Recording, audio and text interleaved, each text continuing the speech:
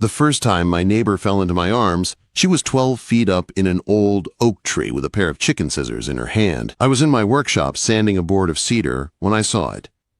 Out the back window, just past my fence and right where the massive white oak spreads its branches, a single high heel dangled from the bark, a thin, shiny Italian stiletto hanging off a branch that had been there for 300 years. My property line ends where that oak begins. The tree has outlived storms, power lines, and 3 generations of homeowners. Most days I only see squirrels in it. That afternoon, I saw legs, long, bare legs, a black pencil skirt, and the slow losing battle between gravity and pride. I stopped the sander and wiped sawdust on my jeans. The sharp smell of fresh wood stuck in my nose as I walked out the back door and into the cool Oregon air. Late September, in our part of the Pacific Northwest, is that perfect mix of gold light and crisp wind. I followed the curve of my fence until I was under the tree. From the ground, I could see the situation clearly. My neighbor Sophia was crouched on a thick branch, one heel still on her foot, the other shoe hanging. Her dark hair was half falling out of what had been a tight bun. In one hand she held onto the bark, in the other she clutched a pair of kitchen shears like a weapon. I leaned my shoulder against the trunk and kept my voice calm. "You know," I said, "the ladder was invented a long time ago. People still use it. Works pretty well." Leaves rustled hard. There was a soft gasp, and then her face appeared through the foliage, pale and very annoyed. "I do not own a ladder," she hissed. Her voice was sharp, the kind of voice that usually moves people around a boardroom table. "And I do not need an audience." "You might not need an audience," I said, "but you definitely need gravity on your side. Right now it's trying to kill you." "I'm fine," she shot back. "I'm just assessing." "Assessing the structural integrity of a 2-inch branch," I said, pointing up. "You are a lawyer, right? Liability is your thing. If you fall, you break an ankle. If you fall on my fence, you break my fence. I built that fence. I would be very upset." She glared down at me. Her knuckles were white on the bark. The pencil skirt had ridden up her thighs. Her whole body was tense. "The HOA sent a notice," she said. "Mrs. Gable claims this limb is a visual nuisance and blocks the view. I came up here to cut it." Quote. I looked at the tool in her hand. Not pruning shears, not even a saw, poultry shears. Fancy ones, sure, but still just kitchen scissors. "Those are for chickens," I said, "not heritage oak." "They are high-quality shears," she muttered, but her voice shook. As if to make my point for me, the branch under her shifted. She froze. I saw real fear flash across her face. "Okay," I said, pushing off the trunk and stepping right under her. I planted my boots in the grass, bent my knees, and lifted my arms. "Drop the scissors." "What?" Quote. "Drop them. If you jump with those, one of us is getting stabbed." She hesitated, then let them fall. They landed in the grass beside me with a dull thud.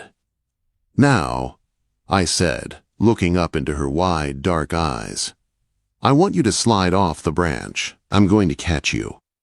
"I'm not jumping," she said. Her voice went higher. "I am a senior partner at—" "You are a woman stuck in a tree, Sophia," I cut in. "And I'm the guy who lifts oak beams for a living. I have got you. Trust the physics." She stared down at me. The usual hard, controlled look on her face kept slipping, replaced by pure panic. Her chest rose and fell in quick, shallow breaths. "If you drop me," she said, "I will sue you for everything you own." "I own a lot of sawdust," I said. "Come on." She scooted forward, her skirt hitching up, her dignity breaking by inches. Then she closed her eyes and let go. She did not float. She dropped like a rock, but I was ready. The impact hit my chest hard. My arms locked around her waist and thighs. I took one step back to steady us, boots digging into the turf, but I held her. For a moment, everything stopped. She was solid and warm in my arms, her face pressed into my neck. I could feel her breath against my collarbone, hot and uneven. Her heart pounded so hard I could feel it through both our shirts. Her perfume was soft and expensive, flowers mixed with the rough smell of bark and leaves. "I gotcha," I said quietly. She pulled back a little, hands still on my biceps, fingers curling into the muscle as she found her balance. Her eyes searched my face, wide and dark, her cheeks flushed. "You caught me," she whispered like that was the surprising part. "I told you I would." Quote. She blinked, and I watched the cool, professional mask slide back into place. She slipped out of my arms fast, smoothing her skirt, pushing hair back, putting herself back together. She grabbed her fallen heel from the grass and shoved it on. "Thank you," she said, stiff now. "That was unnecessary, but appreciated." "The notice," I said, not letting it go that easy. "The one from the HOA. "Mrs. Gable sent it today?" Quote. Sophia sighed. The fight dropped out of her shoulders. For the first time, she looked tired. "She says I have 48 hours to remove the offending limb, or she'll hire someone and bill me triple," she said. "I just did not have time to call anyone." I thought I could just snip it. It looked smaller from the ground.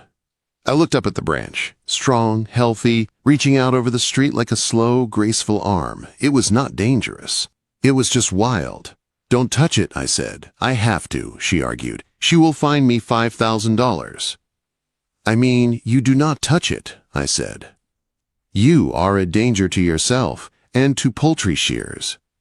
I walked over to the fence and studied the angle of the trunk, the spread of the roots, the line of our yards. "I will handle it," I said. "Excuse me, you are a—" She waved a hand at my dusty shirt. "Carpenter." "And I know trees," I said. "Give me the notice. I will talk to Gable." Sophia shook her head. "You do not just talk to Mrs. Gable. She eats souls for breakfast." "I will handle it," I repeated. She looked small, standing in the middle of that perfect lawn. Messy hair, bark on her skin, kitchen scissors on the ground. "Go inside," I said. "Take a shower. You have bark in your hair." Her hand went up to her bun. For a second she looked very young. "Okay," she said softly. The next morning I was loading my truck when she came out of her front door. The armor was back in place, navy suit, hair pulled so tight it shined, heels on, briefcase in hand. She marched across the grass and held out a check. "For your trouble," she said, "and for the consultation." I looked down. $500. "I did not even do anything yet," I said. "You caught me. You offered to help. I like things clear. Think of it as a retainer." Her fingers were pinched so tight on the check that the paper bent in the middle. Her wrist shook just a little. I did the only thing that made sense to me. I took the check from her hand, tore it in half, and gave the pieces back. "Sophia," I said, "I'm not your employee. I am your neighbor. I do not want your money." Quote. She stared at the torn check, confused and a little angry. "Then why are you helping me?" she asked. "Because gravity is not the only thing trying to pull you down," I said, "and I have some free time." I picked up my tape measure from the truck. "Thursday," she said slowly. "HOA meeting. 7 pages M. Community Center. She is going to bring up the tree." "I will be there," I said. I watched her walk back to her silver Audi. She paused before getting in, like she wanted to say something else. Then she drove off, leaving the old oak between us and a question hanging in the air. I already knew I wanted to answer. I keep my promises, especially the ones I make under a 300-year-old oak. The next 2 days, I did what I do best. I measured, checked, and dug for facts. When I was not in my workshop, I was at the county office, flipping through old maps and yellow files that smelled like dust and time. I found the original plans for our neighborhood. I found the old survey for Sophia's lot. Back home, I pushed aside 3 inches of pretty mulch at the base of the oak. Under it, I found the small metal marker that said where her land began. It was set right in the thick flare of the roots. The tree was not just on her property. It was part of the property. It had been there before the street, before the sidewalk, before the HOA ever existed. Wednesday afternoon, I saw Mrs. Gable walking her tiny poodle past Sophia's house. Clipboard in one hand, pen in the other, hunting for problems like always. She stopped in front of the oak and frowned up at the branch, lips tight. I wiped my hands on my shirt and walked out to the curb. "Mr. Jones," she said without looking at me. "Your grass is getting long." "Good afternoon, Mrs. Gable," I said. "The oak tree is protected under the county rule for old trees on private lots." She blinked at me. "It is a nuisance. It drops acorns on the sidewalk." "It was dropping acorns before the sidewalk," I said. I took one slow step closer and lowered my voice so she had to lean in to hear. "If you force a cut and the tree gets sick and has to be removed, the HOA could be responsible for the full cost. A white oak this size is worth a lot, more than any of our cars." Her pen stopped moving. "That is ridiculous," she said, but I heard the doubt. "Sophia Cooper is a litigator," I added. "Do you really want to give her a reason to practice at home?" Quote. For the first time, I saw her pale. She snapped her notebook shut. "We will discuss it at the meeting," she said, and pulled her little dog away. That night, Sophia came home late. It was past 10, and her porch light was out. Rain misted the street. From my kitchen window, I watched her walk up the path, shoulders slumped, head down. She dropped her keys once, then again, fingers fumbling. I stepped out my back door, crossed the wet grass, and hopped the low fence. By the time I reached her porch, she was bending down for the keys a third time. I picked them up before she could. She jumped, hand flying to her chest. "Maverick?" she breathed. "You scared me." "Your porch light is out," I said, sliding the key into the lock for her. "Bulb is probably dead. I will put it on the list." "I have a list," she muttered, leaning against the doorframe. Her suit jacket was wrinkled. Her eyes looked like she had not slept in a week. "It has 400 things on it." "Go inside, Sophia," I said. She watched my hand as I turned the key. When I gave her the keys back, her fingers brushed mine. Her skin was cold. Mine was warm. She did not pull away. She stared at our hands like there was something she did not understand. "Did you see the tree?" she asked in a small voice. "I saw it," I said. "I saw Gable too." "And you need to sleep," I said. "I will handle it." "Why are you doing this?" she whispered. "Why do you care?" Quote. I held her gaze. "Because you are tired," I said, "and I am not." She swallowed, like that answer hit somewhere deep. Then she nodded once and stepped inside. The door closed with a soft click. Thursday night, the community center basement smelled like weak coffee and old carpet. Folding chairs were lined up in rows. A long plastic table held the 5 members of the HOA board. Mrs. Gable sat in the middle like a judge. Sophia sat beside me in the second row. Her back was straight. Her hair was tight again. She had a file in her lap with colored tabs and notes. I could see how badly she wanted to fight. "Item 4, Mrs. Gable said. The Cooper nuisance tree." Sophia sucked in a sharp breath and started to stand. I put my hand on her forearm, just a light touch. Her skin was cool through the sleeve. She looked at me, startled. "Let me," I murmured. She was used to standing in front of rooms like this for other people. She was not used to anyone stepping up for her. For a second, she just stared. Then she slowly sat back down. I stood. "This is the limb in question," I said, laying a big rolled paper on the table and opening it. I had drawn the branch, the trunk, the angle, the nearby houses. I inspected it with a harness and line. The wood is solid. No rot, no bugs, no cracks. The way it bends is normal for a tree that has learned to deal with wind. If you cut this branch, you make the whole tree less stable. Mrs. Gable frowned. A few board members leaned closer to the drawing. "I also installed a support cable today between this limb and another one higher in the crown," I added, tapping the diagram.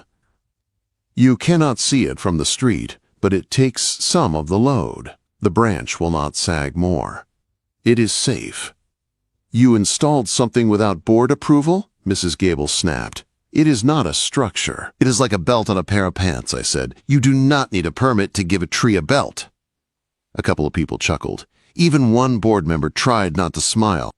"If you ask to have this branch cut anyway," I went on, "and the cut causes damage later, there is a risk.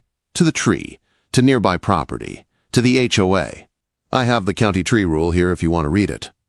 Silence spread across the room. No one wanted to sign their name to that. One of the board members cleared his throat. If the limb is safe and there is no rule that says it has to go, I move we table this, he said. We have other business. No one argued. The item was dropped, just like that. When the meeting ended, people filed out, talking about parking and paint colors and a broken swing at the park. We stepped outside into cool, sweet night air. The sky was clear. You could see the tops of the trees against the stars. Sophia walked with me toward the parking lot, heels clicking on the pavement. At her car, she stopped and turned. You climbed the tree, she said, staring at me. Yeah, I said. You put a cable in it. Yeah. When? She asked. While I was at work? Yes, I said. She shook her head like she could not quite believe it. I had a whole speech ready, she said. I was going to bring up rules and rights and file threats. I know, I said, but sometimes you do not need a fight. You just need a good cable. She let out a long breath. I watched her shoulders drop an inch, then another, the weight sliding off. I do not know how to thank you, she said quietly. Dinner, I said. She froze. Excuse me? Dinner, I repeated. Saturday, my place. I make a decent steak.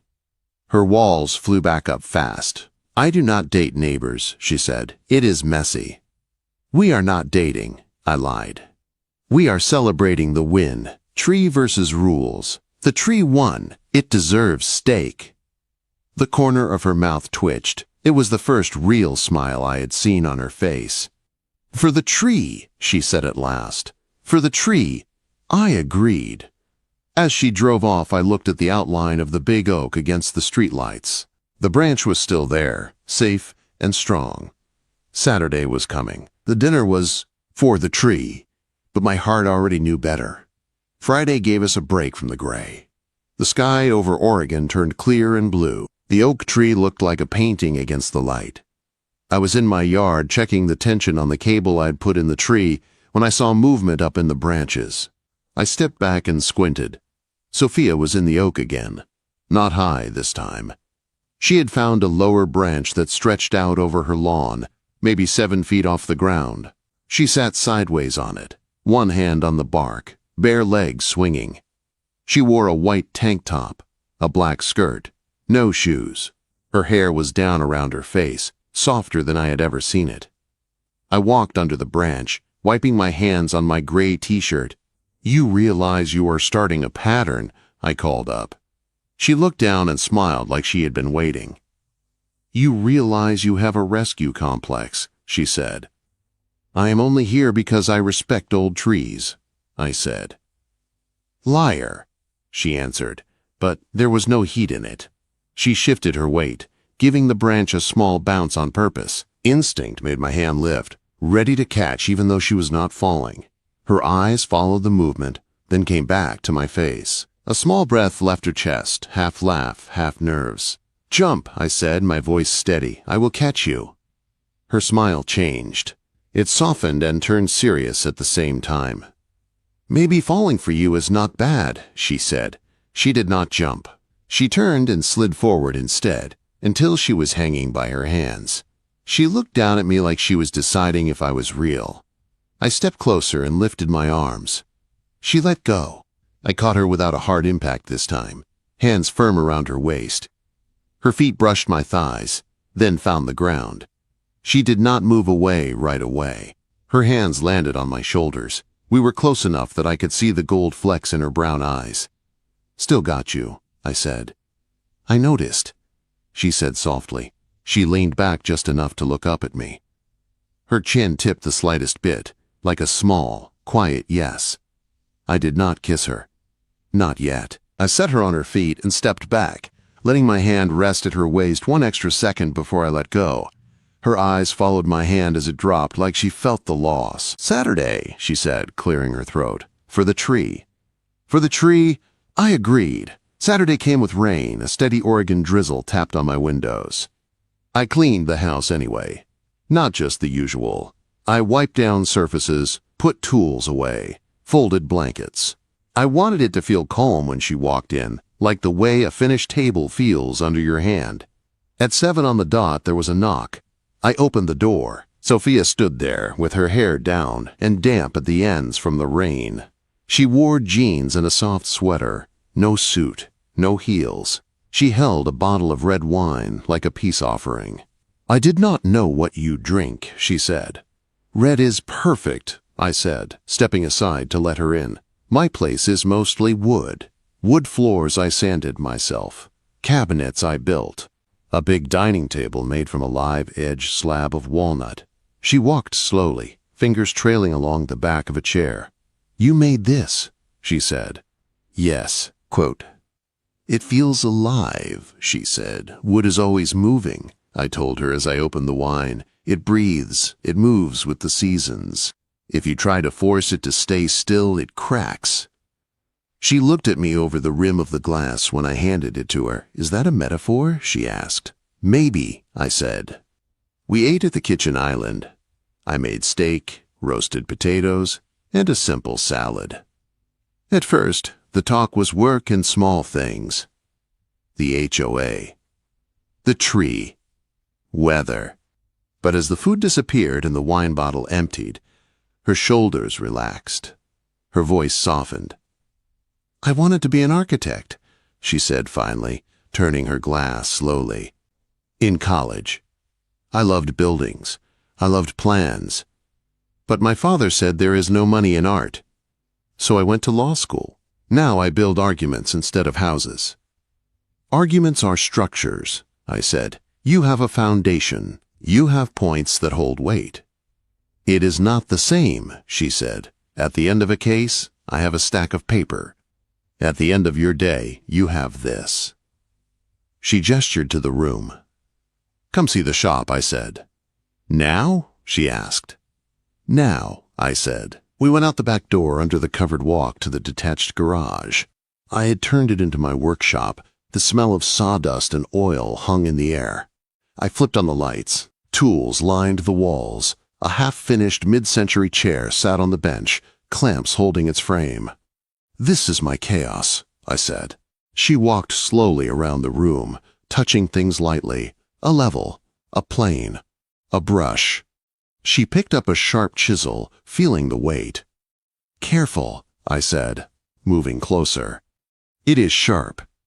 "I know," she said. "My grandfather had tools like this. He never let me touch them." "You can touch anything here," I said. The air shifted. It felt heavier, charged. She turned around with the chisel still in her hand. I was close now, close enough to feel the warmth from her skin, close enough to see the small pulse in her throat. She looked up at me, eyes dark and open. Her lips parted just a little. It felt like another jump moment. "Sophia," I said. My voice came out rough. "Maverick," she said back. I wanted to kiss her. I wanted to press her against the workbench and forget everything else. But I remembered her in the tree with scissors, too proud to ask for help. She was still learning how to trust a safety net, so I reached for the chisel instead. I took it gently from her hand and set it on the bench. Then I took her hand in both of mine. Her fingers were ice cold. "You are freezing," I said. "I am always cold," she said. "I can fix that," I said. I rubbed her hands between mine, slow and steady. Her skin warmed. She watched our hands like the movement itself was a secret. Her breath hitched. It was somehow more intimate than a kiss. "You fix everything, do you?" she whispered. "I try," I said. She stepped in an inch. Her chin lifted a little. It was there. The opening. The yes. I started to lean in. Her phone buzzed in her pocket. The spell snapped. She pulled her hands away and fumbled for the phone, already pulling the armor back around herself. "It is the firm," she said, looking at the screen. Her face shut down. "I have to take this. I am sorry." "It is Saturday night," I said quietly. "It is a partner track case," she said. "I cannot ignore it. I have to go." Quote. She backed toward the door like the workshop had become dangerous. The warmth was gone. The distance was back. "Sophia," I started. "I am sorry." she repeated. "Thank you for dinner. It was perfect." Then she turned and ran out into the rain, across the yard, back to the house where every light was on. I stood in the doorway, watching her go, her figure blurred by the drizzle. I could still feel the cold shape of her hands in mine. The shift came 2 weeks later. I saw her car come and go, Silverado in, Silverado out. We did not talk. No texts. No knocks.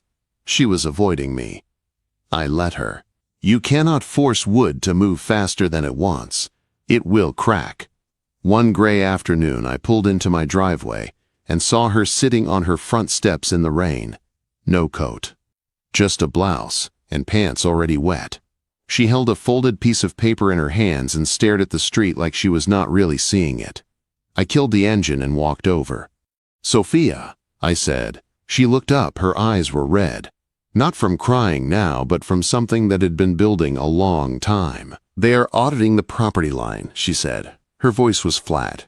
"Not the HOA, the city. Someone filed a complaint that my garage is 2 feet over the line. They want to tear it down."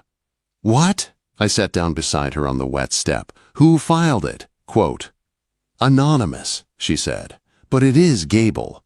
She could not win with the tree, so she went for the garage.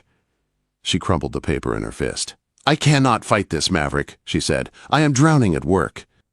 I have a big case in Seattle. I cannot be here for the inspector. I cannot fight the city. I think I will just sell. Let them take it. I will move to a condo.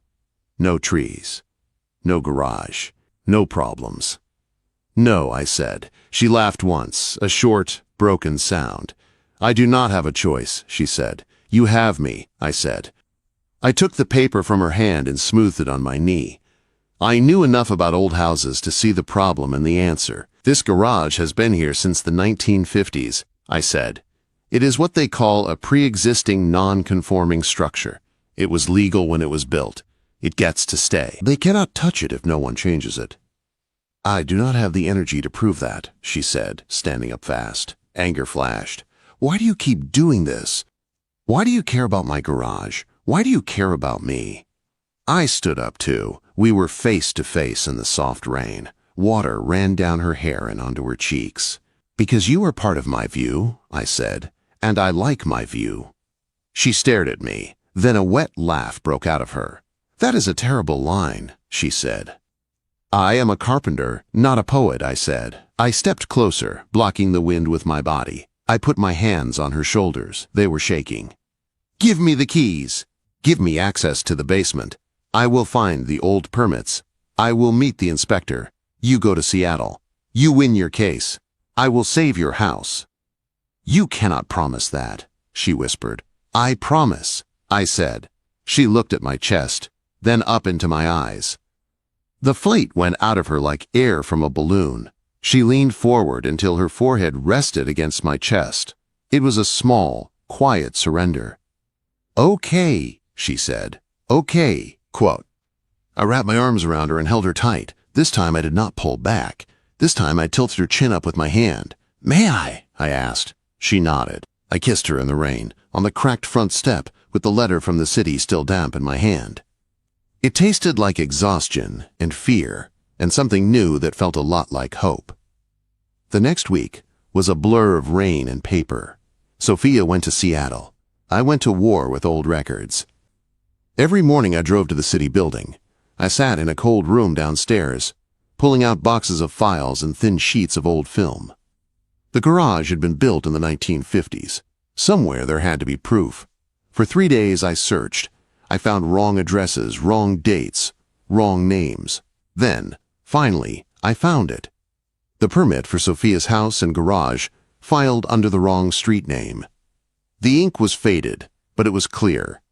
The garage was legal when it went up. That meant it could stay. When the inspector came, I was ready. I set up a folding table in her driveway. I laid out the old plans, the permit, a simple drawing I had made of the lot lines. He walked around the garage with his clipboard.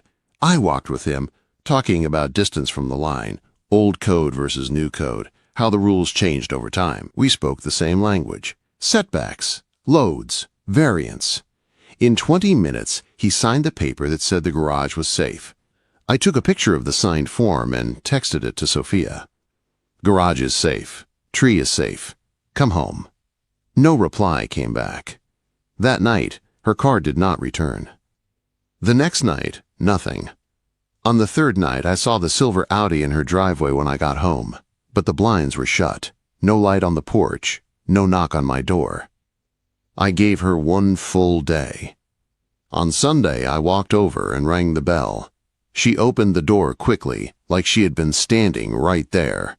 She looked perfect. White silk blouse, hair smooth, makeup sharp. It was armor. I could see it now. "You saved the garage," she said. "Thank you. I will have my assistant send a gift basket." "A gift basket?" I repeated. I stepped into the doorway so she could not swing it shut. "Sophia, what is this?" Quote, "This is reality," she said. Her voice was hard, but her eyes would not meet mine. Seattle was clear.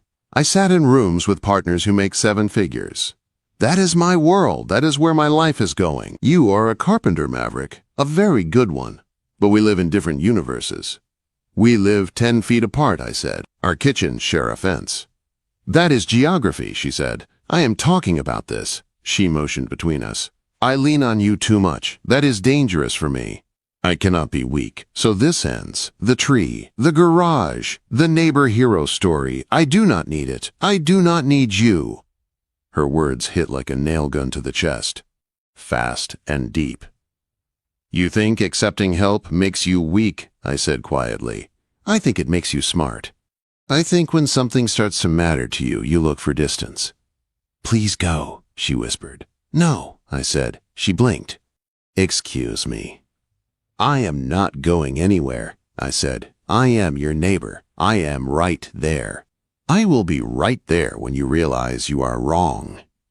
I reached into my pocket and pulled out a small wooden box. I had sanded it smooth and added a simple brass hinge. I found this in your basement when I was looking for the permits, I said.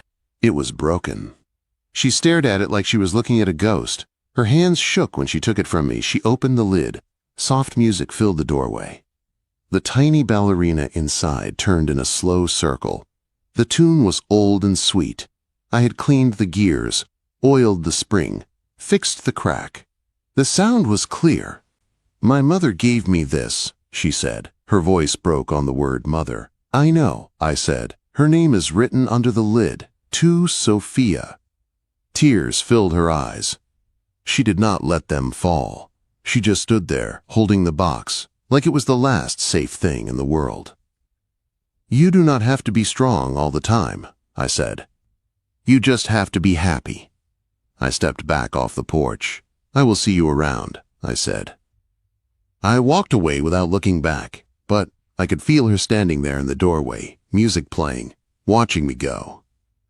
The fall festival came 2 weeks later. It was the big event for our neighborhood. Kids in jackets, strings of lights, the smell of sugar and damp leaves. I was in charge of the bonfire. I stacked the wood in a slow, careful pyramid in the open lot near the park. The oak tree in Sophia's yard rose behind the houses like a dark crown against the sky.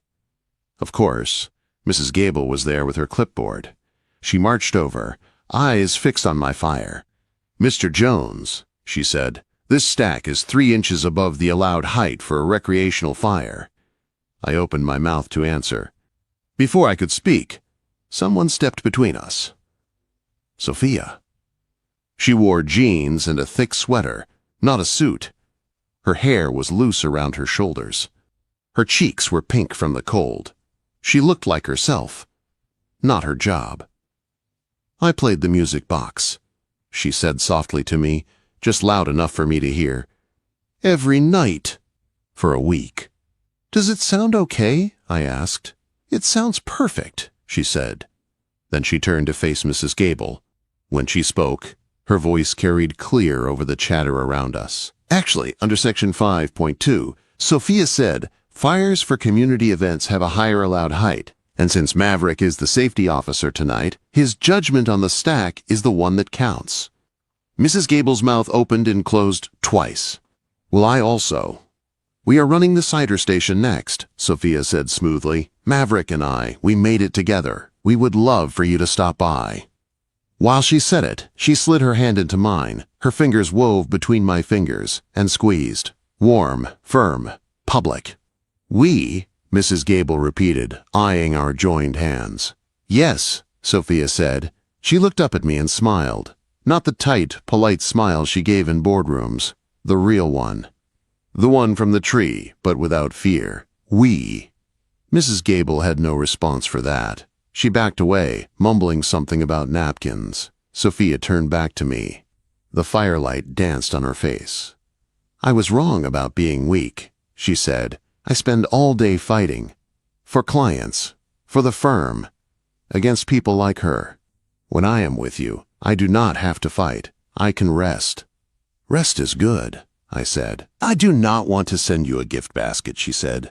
I want to stack wood with you. I want to pour cider with you. I want to come home and see your truck in the driveway and feel my shoulders drop. She bent down and picked up a heavy log. It looked almost too big for her, but she lifted it and set it on the pile. A little awkward, but strong. Good placement, I said. I had a good teacher, she said. We stood side by side for a moment, watching the fire catch. Sparks floated up into the night, drifting toward the dark shape of the oak at the edge of the neighborhood. I am ready to jump now, she whispered so only I could hear. I already caught you, I said. I turned and kissed her in front of the fire, in front of the neighbors, in front of the woman with the clipboard.